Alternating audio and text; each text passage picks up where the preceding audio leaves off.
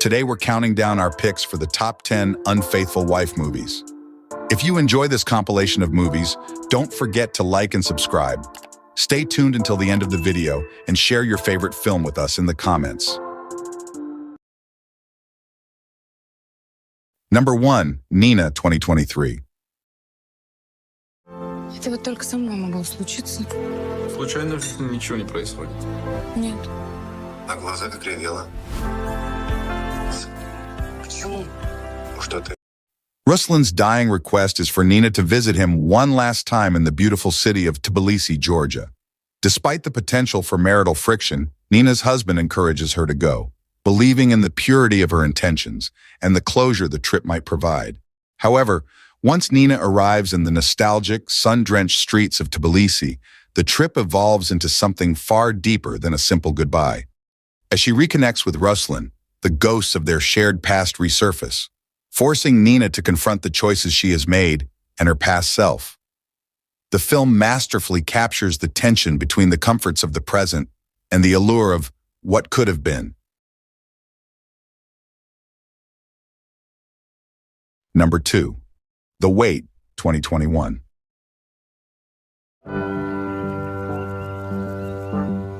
On pelottaa olla rehellinen. Hei, kiva kun tulit. Mistä sä kirjoitat? Naisten ja miesten välistä. As the midsummer sun refuses to set, the isolated environment becomes a pressure cooker for pent-up emotions. Olavi's presence awakens a long-suppressed hunger within Ellie, forcing her to confront the stagnation of her marriage and her own longing for a deeper connection. Ellie lives a quiet but perhaps too predictable life on a remote island with her older husband, Mikko. Their marital harmony is disrupted when Olavi, an old friend of Mikko's from his youth, comes to visit. The island serves as both a peaceful refuge and a picturesque prison.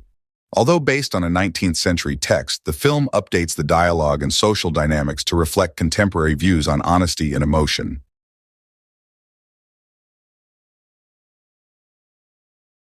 Number 3, Verhängnisvolle Leidenschaft Sylt, 2025. Hey, ich bin's. So surreal hier. Ich habe gedacht, das ist ein kleines Ferienhäuschen, aber das ist eine Villa. Wow, ich wäre wirklich gern mitgekommen. Seeking refuge from a traumatic incident that has devastated her professional and personal life, Nina, a dedicated police officer, retreats to the tranquil landscape of the North Sea island of Sylt. Her goal is simple: to find peace and mend her shattered soul in the quiet luxury of the dunes. However, her plans for solitary recovery are disrupted when she meets her charismatic and wealthy neighbor, Daniel. Although the two are stuck in a stable, if frosty, marriage, an undeniable and dangerous spark ignites between them. What begins as a desperate search for comfort quickly turns into a fateful emotional connection. Nina finds herself torn between her duty as a law enforcement officer and the intoxicating thrill of her secret life with Daniel. Number 4, Rendez-Vous, 2015. Je zult er geen spijt van krijgen. Als hij straks af is, dan komt alles goed. Zijn wij er? The reality of rural France quickly sets in. While Eric struggles with isolation and the ever-increasing renovation costs, Simone finds herself increasingly isolated. Then comes Michelle, a young, tough, and charismatic French builder hired to help with the construction. What begins as a professional relationship soon turns into a passionate and dangerous romance. As Simone becomes increasingly entangled in his desires and the secrets of the local community, the idyllic dream begins to crumble. The house renovation mirrors the disintegration of her family life. Simone soon realizes that the perfect life she envisioned comes at a terrible cost, leading to a series of choices that will change her family's future forever. Number 5, Fidelity, 2019.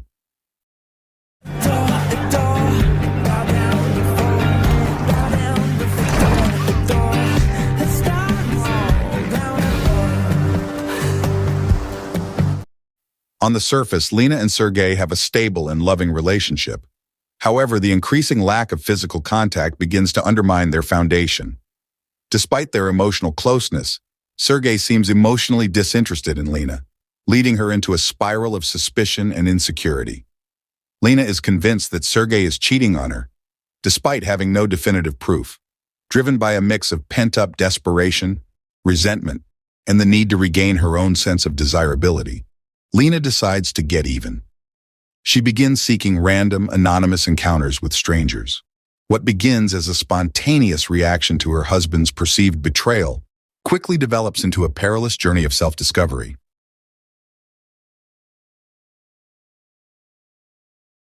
Number 6. The Story of My Wife, 2021.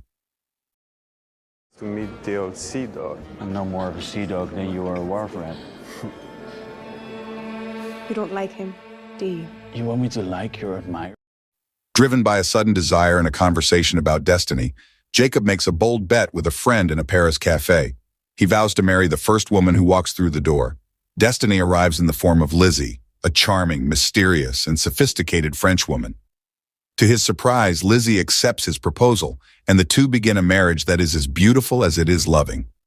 As Jacob transitions from command of his ship to a life of domesticity in Paris and Hamburg, he is beset by a different kind of storm: jealousy. Lizzie is extremely outgoing, elusive, and fiercely independent, leaving Jacob constantly wondering if her affections are genuine or if she is involved with another man like the scheming Deaden.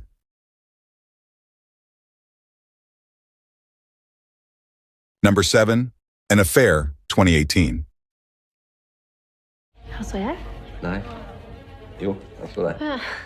5 år til høsten. Du virker lidt fjernt for tiden, synes jeg. A woman in her 40s has just started a new job as a gym teacher at a prestigious high school.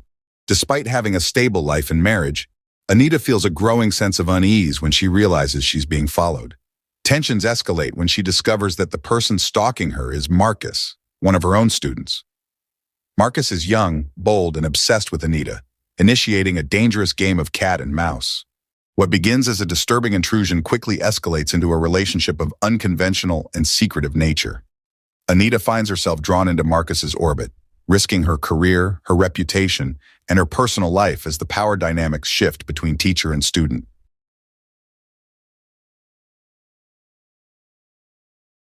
Number 8. Out of Control, 2024.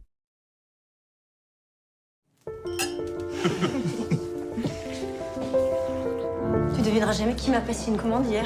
Merci Anaël. Anaël.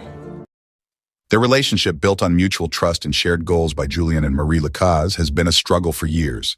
But that foundation is tested when her first love, Thomas Radiguet, unexpectedly returns to town. This reunion is more than just a casual encounter. It reawakens a buried past that is lacking in her current life. As she becomes increasingly entangled with her ex, the boundaries of her loyalty begin to blur. What begins as curiosity quickly turns into an emotional obsession that threatens to destroy her marriage and her identity. This film examines how first love often remains unfinished business in our souls. It explores the conflict between the comfort of a long-term partnership and the dangerous thrill of the unknown.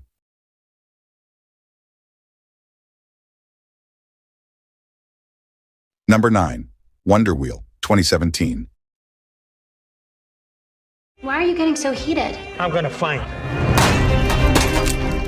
My head is pounding. Everything's coming apart. You look a little crazy to me.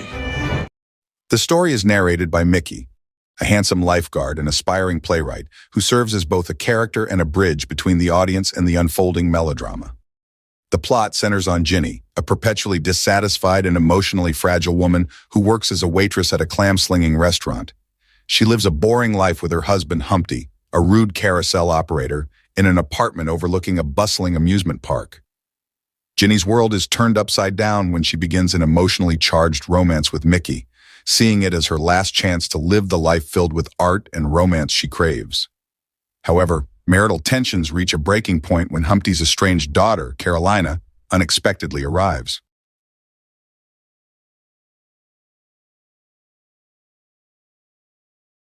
Number 10. The Aftermath, 2019.